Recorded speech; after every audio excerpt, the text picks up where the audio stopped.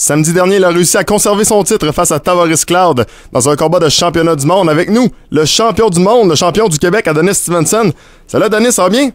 Oui, ça va bien, salut, ça va bien, oui, très bien. Génial, hey, juste comme ça, t'es pas trop magané, on s'est vu après le combat, puis t'avais l'air quasiment frais comme une rose. Ouais, tout s'est bien passé comme prévu, alors niveau magané, je suis pas vraiment magané. Est-ce que t'as été surpris de voir Cloud foncer sur toi, ou au contraire, tu en étais sûr et tu avais basé ton plan de match comme ça? Ben, je suis pas surpris, c'est son style de boxe, c'est comme ça. C'est sûr et certain que il y avait ses mains hautes, très prudent, quand je frappais, ses mains étaient hautes, mais c'est sûr qu'il allait foncer, puis moi, mon plan c'était de donner des angles, c'est ça que j'ai fait. Donner des angles, puis bouger, puis qui fait qu'il est apparu comme ça. Quand on regarde le combat, il y a près de 40% des coups que tu as lancés qui ont touché Cloud, touché au corps. Est-ce que c'était un peu de la stratégie, le fait de le fesser souvent au corps? Ouais, c'était ça, l'affaiblir de plus en plus que les rounds avançaient, de l'affaiblir.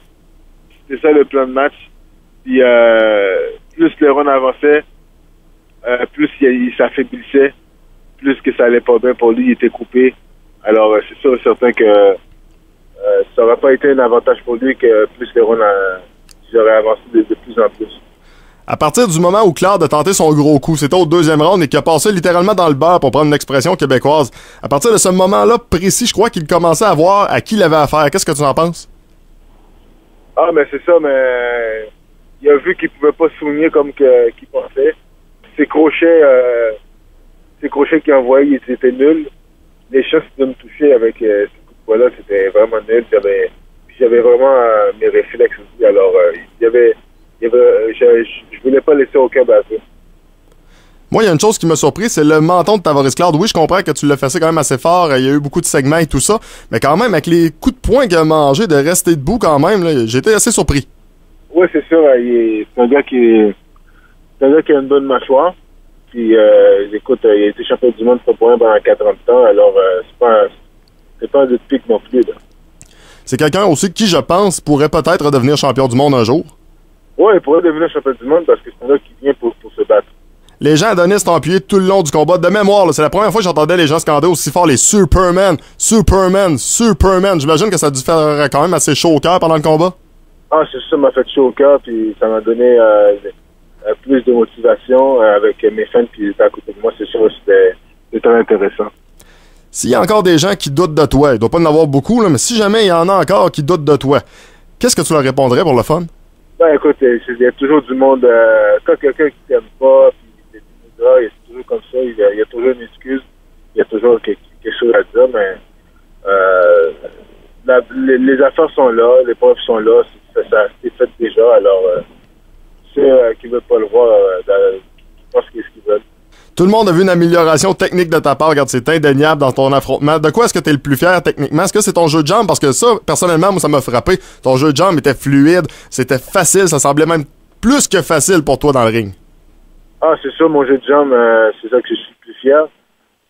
Dans la boxe, c'est très important d'avoir un jeu de jambes. C'est vraiment très important. Fait que c'est ça que je suis le plus fier de mon jeu de jambes. Tony Bellew, en principe, devrait être ton prochain adversaire. On dit toujours en principe. Il a mentionné ne pas avoir été impressionné. Je l'ai trouvé sévère ou mauvais joueur. Qu'est-ce que tu en penses? Bon, c'est un gars qui dit c'est un gars qui raconte n'importe quoi. C'est un gars qui est vraiment farfelu. Alors, je le laisse parler. C'est pas important pour moi. De toute façon, c'est pas le premier qui dit qu'il n'a pas été impressionné. Puis on se rappelle pas mal tous des résultats ensuite. Ah, c'est justement. Fait que, tu sais, à écouter qu'est-ce que les autres disent, c'est jamais bon. À la conférence de presse, Adonis, tu mentionnais qu'un jour, tu aimerais peut-être unifier les titres dans un avenir rapproché. Si on te donne le choix d'affronter Sergei Kovalev ou Bernard Hopkins, qui tu préférerais affronter et pourquoi?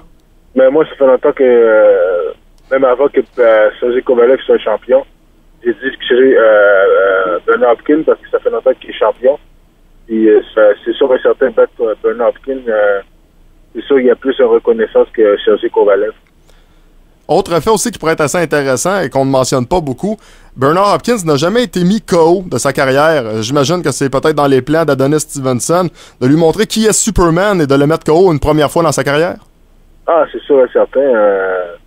c'est sûr et certain. Puis c'est beaucoup de travail. Je sais que c'est pas facile non plus.